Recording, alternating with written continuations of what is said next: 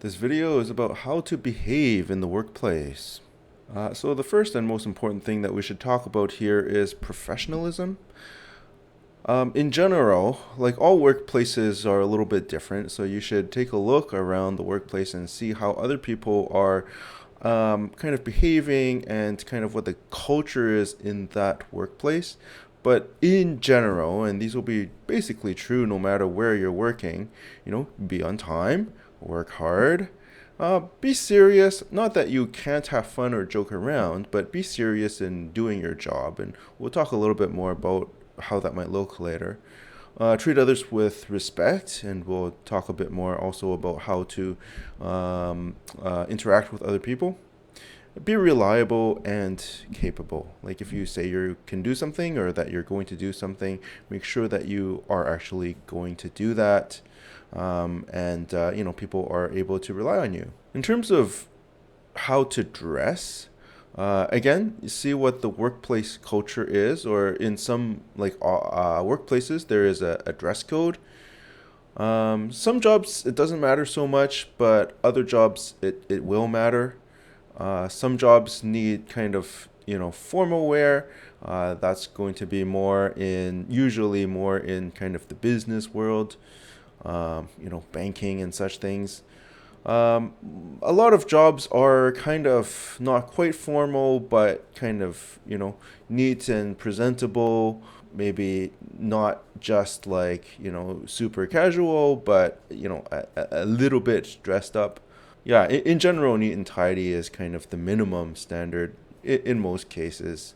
So better to be a little more on the formal side than like too casual. In some cases, there are also like uniforms or PPE, specific standards of things that you should wear, and obviously in those cases you should follow the standard that is being set by the management. We can talk about excellence. And so the idea here is, it kind of should go without saying that you are working hard and kind of doing your best all the time. You want to anticipate needs.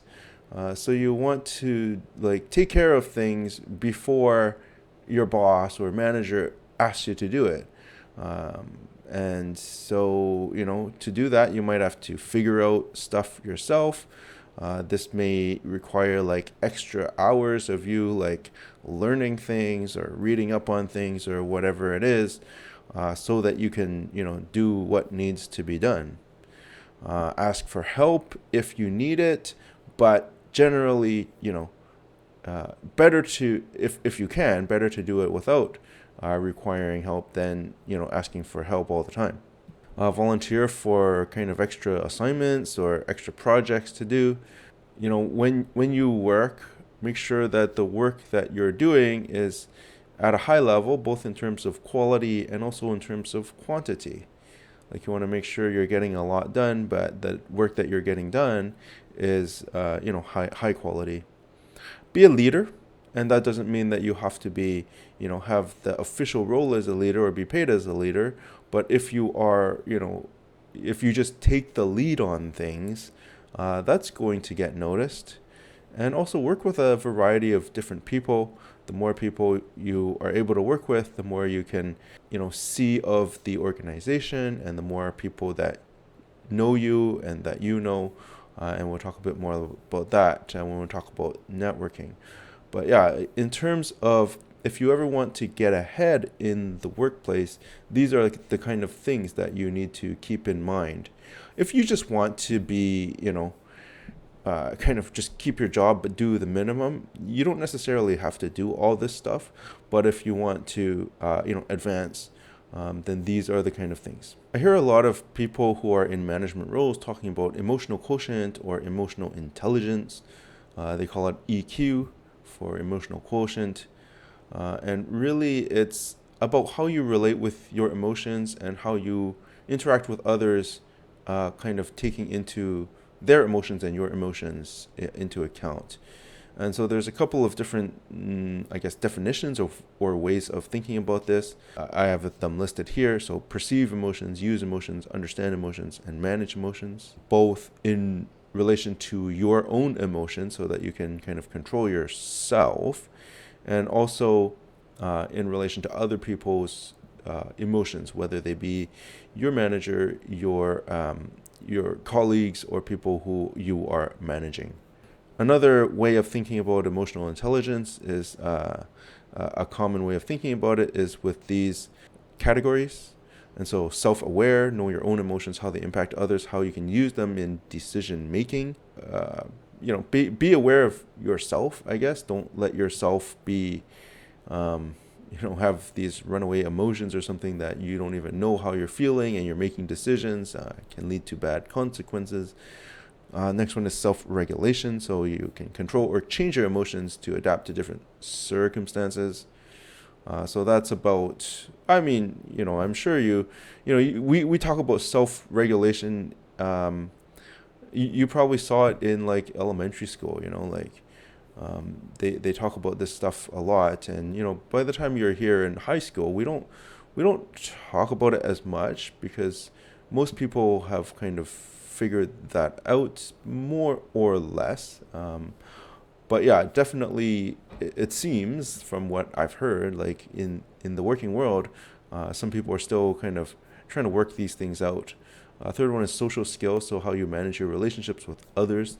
That's pretty obvious, I think. Next one is empathy, so considering other people's feelings, and then motivation, understand what motivates other people. So how does that look like in the working world? So usually emotional intelligence is seen as helpful to work. It allows people to work in teams more efficiently. And, obviously, in your working life, a lot of the work is going to be done in teams. It allows you to be better able to deal with the stress or demanding tasks so that you're not kind of getting burned out all the time, or, you're not getting kind of panicking when there's like situations that come up or whatever. And it allows you better abilities to kind of manage up and manage down, and kind of have good relationships with other people. In terms of networking, it's good to maintain positive relationships with any people you work with in any capacity. So anyone that you deal with in the working world, make sure that you are respectful and polite, basically. Even if you quit your job, you never know. Like, nothing is ever done. Like, nothing is ever totally done. Those people might cross your path again one day, or maybe, having a good opinion of those people and those people having a good opinion of you is always valuable. It does make finding, for example, new jobs much easier. And also, like, whatever problems you run into at work, if you have a good relationship with people, perhaps they can help you with those kind of things as well. Kind of similar vein here, like when dealing with other people, always treat them with respect, never throw anyone under the bus. So we kind of have talked about this. Keep your negative opinions to yourself. Like, don't gossip with people and say, oh, say to, someone at work, oh, did you see like that other person?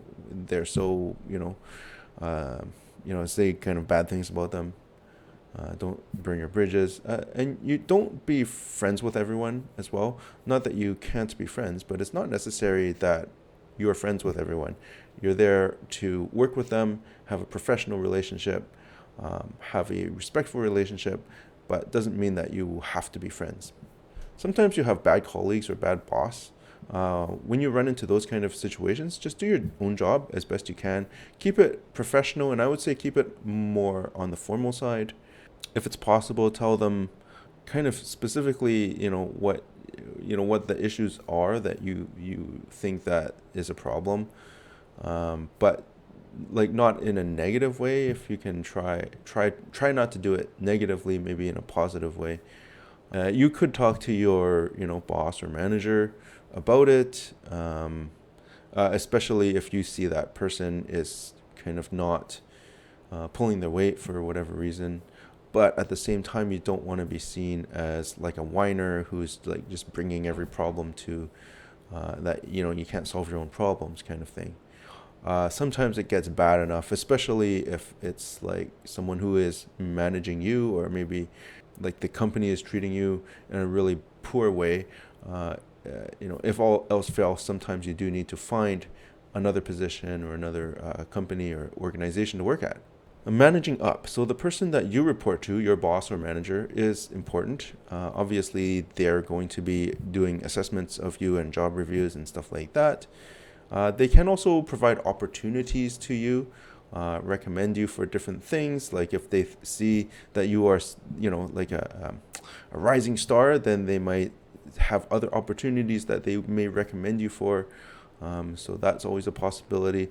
They can sometimes be like a kind of a mentor type to you, and that's always valuable to have mentors like that. Sometimes they're, you know, sometimes your boss or manager is not that great. Sometimes they're not that familiar with the work that you're actually doing. In those cases, that's where you have to, I guess, manage expectations, like kind of understand where they're coming from, their perspective and their point of view, and, do what you can to kind of meet them at the place where they're at. But yeah, I mean, obviously, you can only do so much if they don't quite understand your situation, or, if their expectations are unreasonable or whatever. And in terms of moving up, so if you follow all the, previous things that we talked about, so, you have a good relationship with everyone, you do a really good job at you do really good work and high quality, and go the extra mile, all those things. Moving up should be possible at some point. You'll need a certain amount of time in a job first to get enough experience and have enough projects under your belt. Eventually, you would be able to get a better position. You can kind of talk to your manager or mentor about when the time would be for that. If you're in the beginning stages of your career, I would imagine, at least a year or two to get enough experience under your belt first. So you could move up internally within the same company or organization, or you can go outside to another company or organization. In some cases, if you go outside your own organization, it may be easier to get a bigger jump in terms of pay. If you're in your own organization and trying to move within your own organization, you would most likely get still a raise in pay if you get a raise in position, but more of an incremental kind of bump in pay. Whereas if you go outside, you may get, a much higher increase. The difference is, of course, in your own organization, you may have better chances to move up because people. Your boss or manager knows people and they can kind of recommend you within the company, and so it may be easier that way. In your early days of your career, it is more common to move frequently. Every year or two is not uncommon for the first few years, but you don't want to do that forever necessarily. It does take at least probably half a year to kind of get up to speed whenever you are in a new job.